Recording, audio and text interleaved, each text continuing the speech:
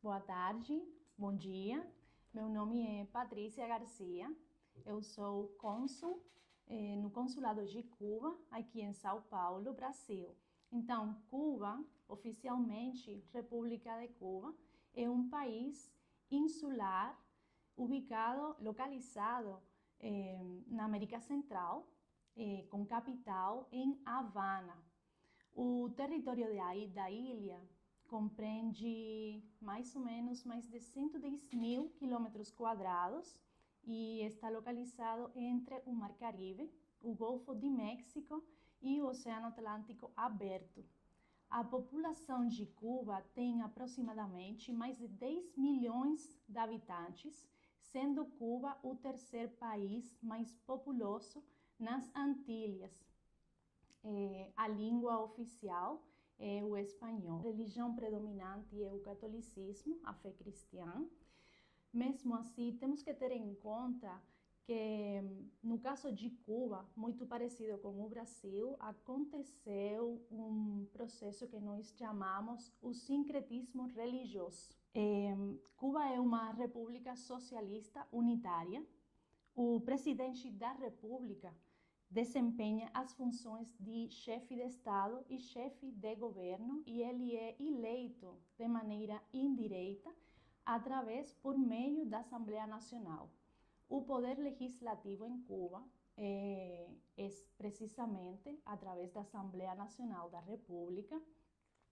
A Assembleia Nacional tem 470 deputados e os deputados são eleitos diretamente pelo povo. No enquanto os partidos em Cuba, nós temos um só partido, o Partido Comunista de Cuba, que é o órgão principal e rector dos programas da Revolução e do governo. É um acontecimento que resultou em um dos capítulos mais importantes para compreender a história contemporânea da ilha. Esse acontecimento foi precisamente a Revolução Cubana. A Revolução Cubana foi iniciada no ano 1953, liderada pelo comandante-em-chefe Fidel Castro Ruz e seu irmão Raúl Castro. E no ano 1959, no 1º de janeiro, a Revolução triunfou. Uma das principais ações feitas por o governo revolucionário depois de 1959 foi a completa alfabetização do povo. Antes de 1959, Cuba só tinha 37% da população alfabetizada. A partir do 1º de janeiro de 1959, a educação se tornou um dos principais objetivos da Revolução e o governo desenvolveu um programa para alfabetizar a população toda. Atualmente, a população tem um nível da alfabetização de 99% de pessoas alfabetizadas. Essas pessoas hoje alcançam um nível de escolaridade de 11 grau, que seria para, no caso do Brasil, o ensino médio. E isso tem tido um efeito muito importante na constituição dos valores da sociedade. Uma das outras conquistas da Revolução foi a saúde pública. O governo trabalhou muito para o acesso à educação e o acesso gratuito da população à saúde, assim como também o acesso à cultura. Isto representa o dobro do investimento na maioria dos países da região. E essa é uma das chaves dos fatos que possibilitam que Cuba hoje seja um dos países com mais baixos níveis de violência na região.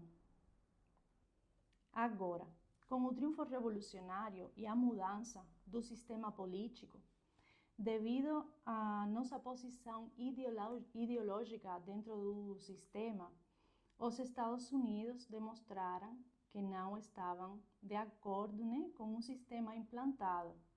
Temos que ter em conta também que, com o triunfo revolucionário, muitas das empresas que existiam nesse momento em Cuba foram nacionalizadas, e isso para os Estados Unidos representaram perdas importantes desde o ponto de vista econômico. Então, por mais de 6 décadas, a ilha tem sido forçada a enfrentar um bloqueio econômico, financeiro e comercial que afeta diariamente a vida social e econômica do país. Sendo um Estado socialista, como mencionamos anteriormente, a economia de Cuba é definida como planificada. Isto tem que ver com uma economia que é centralizada pelo Estado, e o Estado, ao mesmo tempo, é a instituição atuante na organização e no controle das atividades econômicas que são desenvolvidas na ilha.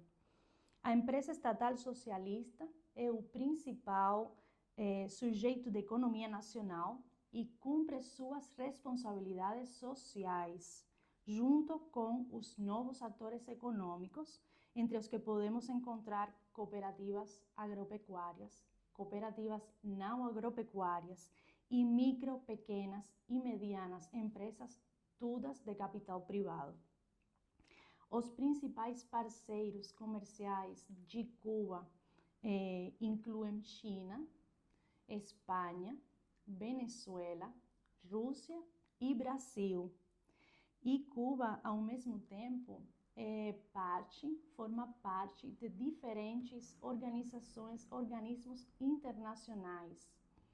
Entre estes organismos, vamos mencionar os seguintes: a Organização das Nações Unidas, a ONU. Cuba foi membro fundador da ONU. Comunidade de Estados Latino-Americanos e Caribeños, a CELAC. A Aliança Bolivariana para os Pueblos de Nuestra América, que é a ALBA, e mais recentemente Cuba foi designada, né, incluída como membro associado dos BRICS. Então, eu acho que para os estudantes é muito importante, se alguma vez vocês tivessem que representar ao nosso país, ler um pouco, né, sobre o background histórico, os acontecimentos históricos que deram lugar a que este bloqueio econômico, financeiro e comercial foi imposto pelos Estados Unidos, porque dessa maneira estamos compreendendo realmente o impacto que tem essa medida para o nosso povo. Acho que seria um exercício muito importante e que permitiria levar este tipo de informação ao resto dos estudantes e dos grupos que de uma forma ou outra se vinculam a temas não só econômicos, sino também sociais e como vocês que estudam, neste caso, relações internacionais.